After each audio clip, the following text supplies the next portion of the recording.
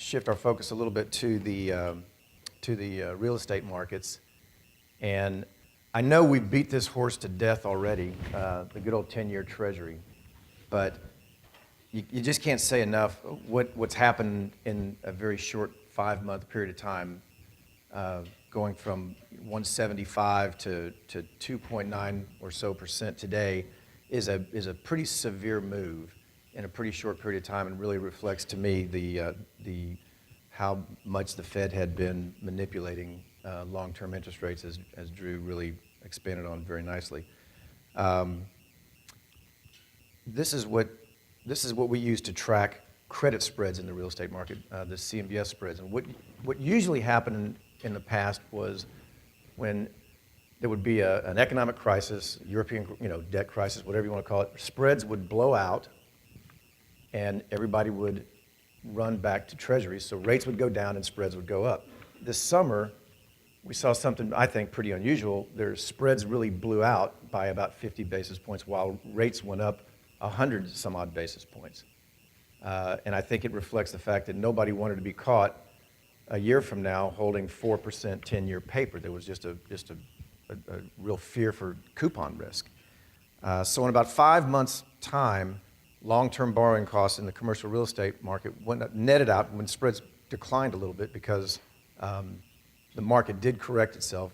When the good news is when the market is the economy is improving, you're taking risk out of the system. When you take risk out of the system, credit spreads should contract, and they finally did come back in a little bit by about 15 to 25 basis points.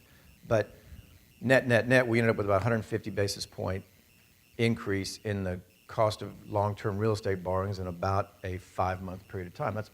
That's pretty dramatic. The good news is, so far, we haven't seen that impact real estate values very much, because I just think overall borrowing rates were so low that we could absorb some of that increase. We'll see what happens later on down the line. In the meantime, if you look at the basics, the property performance levels, and this is one way to track it, which is commercial mortgage-backed security delinquency. You can look at it from a year ago to now, and the good news is we've got a larger CMBS market than we had a year ago. We have fewer delinquencies, and so that gives us a pretty good indication that a larger market and a healthier market. When you look at the overall, this is the overall commercial real estate debt market. Commercial banks still hold a huge percentage of the overall debt that's outstanding in the market. And what's interesting about it is, for the first time since the downturn, banks have a real problem, because they're always having loans pay off, and they're amortizing loans, so they have to continue to replace those loans that are burning off or amortizing with new ones. And for the first time since the downturn, commercial banks' net exposure has gone up. Excuse me. They need to make loans. They need to make money. And the way they're doing that is, obviously, you drive around town and see a lot of construction loans, a lot of cranes in the ground. Those are all mostly banks that are funding that.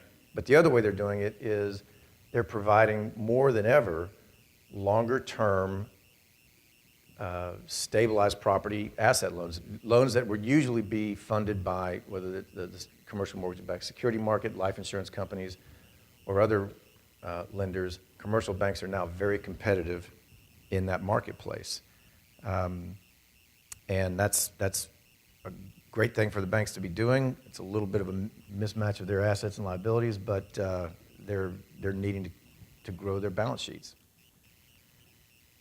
Well, let's talk about Houston for a second, because we all love talking about Houston. That's what Houstonians love to do more than anything else.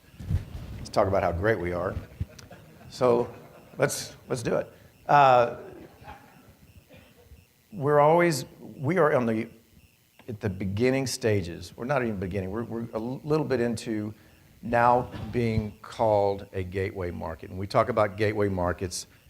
That is a revered word that has usually been reserved for New York, LA, Washington, D.C., San Francisco, Boston, markets that the foreign capital sources have deemed high barriers of entry, 24-hour cities, places of enduring value, and we never could quite get there because everybody still remembered the 80s. What's happening now is that shift is taking place, and I'll show you in a second, but we're against the other major cities. We are very much holding our own in terms of capital coming in. You can see transaction volume so far this year. We're ranked sixth in all the markets, and what's interesting to see is cities like San Francisco and Boston, other quote gateway markets, where we have outpaced. So let's move on to the next one. This is a pretty interesting slide. When we talk about everybody, foreign capital seems to have much more allure than domestic capital. I don't know why. It's capital is capital, but we seem to get a lot more people focused on wanting to bring foreign capital in. And this is a chart that just shows you where the money is coming from, where foreign capital is coming from. We're seeing a ton of Canadian capital pour into this country, and some of that coming into Houston. You can notice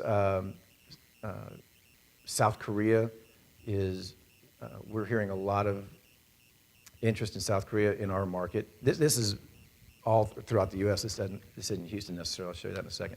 But the Canadian money and the South Korean money seem to be kind of the newest, biggest influences that are coming into the U.S.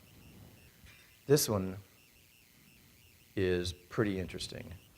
And this basically shows where Houston has come in terms of being a gateway market and attractor of foreign capital. You would expect to see Manhattan and LA and DC at the very top, but you wouldn't expect to see Houston number 4. And it really proves that we can call ourselves a gateway market. And oh, by the way, you don't see Dallas anywhere. That's right. That's our second favorite thing to do is, bang on Dallas and brag about Houston. So, to anybody from Dallas, I apologize, but not really. Let's see. There's another concept I want to kind of impart on you, and this very confusing looking chart basically tracks the GDP growth of other major markets against our 10-year treasury. And one of the things that we like to talk about is we're very fortunate in the Texas economy and in the Houston economy that we're growing at GDP growth rates that far exceed the national averages. So if we've got a U.S. GDP growth rate of 2%, and we have interest rates that are based on that national growth rate, we are the beneficiaries of that because we have growth rates that are double that. So if we're growing at 5%, Texas is growing at 5%, Houston is growing at 4.8%, we're getting to borrow money that is based on national growth rates that are much lower. So we are compounding. Think about how nice it is to borrow money at much cheaper than what your GDP is growing at. And we've been by far the beneficiaries of that. That's really a breakdown of the numbers themselves on the previous graph, but you can see that go down to this, far right-hand side down at the bottom, we have a 300 basis point spread between what the GDP growth rate of Houston is versus the 10-year treasury, which is, you can see, very high in comparison to other markets and historical standards. So this just shows you in another way, look at employment growth, and we're certainly leading the charge, and that all really ties back to why capital is flowing into our markets so well, and why we're seeing so much interest from around the world in capital flows to real estate, because we're creating the jobs and we're filling up the buildings and we're filling up the apartments. Best way to really talk about jobs is and capital flows is let's just take a quick look at the office sector. This chart just basically shows you that of the different markets that are filling up all of the office space in the country. Take a look at 2012 and 2013. 25% of all of the office absorption in the country is occurring in two markets, the energy markets, Dallas and Houston. That's pretty remarkable. The tech markets are still taking a more than their fair share, but you can see how many markets make that up. Silicon Valley, Austin, Portland, San Fran, and Seattle. And two markets, Houston and Dallas, are still taking more than their fair share of the office absorption in the country.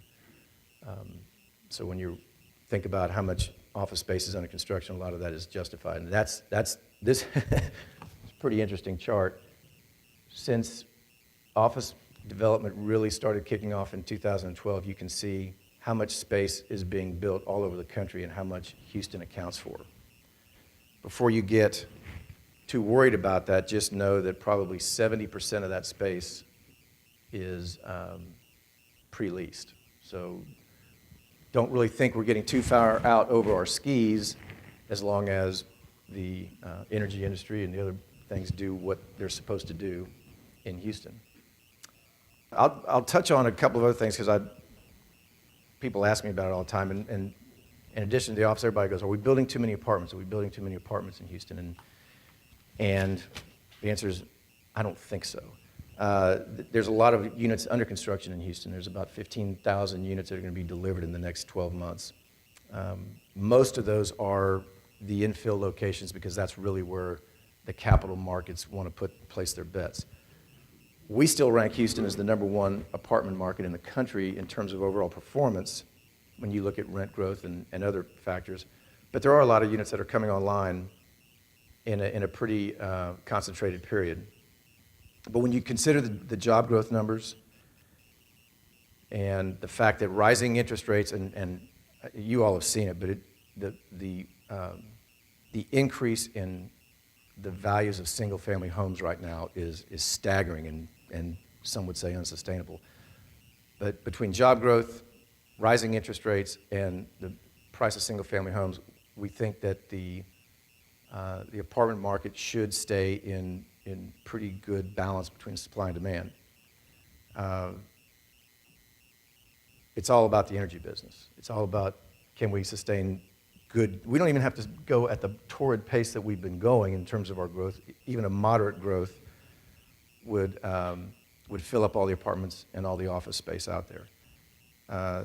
The amount that's being spent by all the energy companies right now would lead us to believe they're pretty smart guys, know what they're doing, and feel like we have a good long run ahead of us.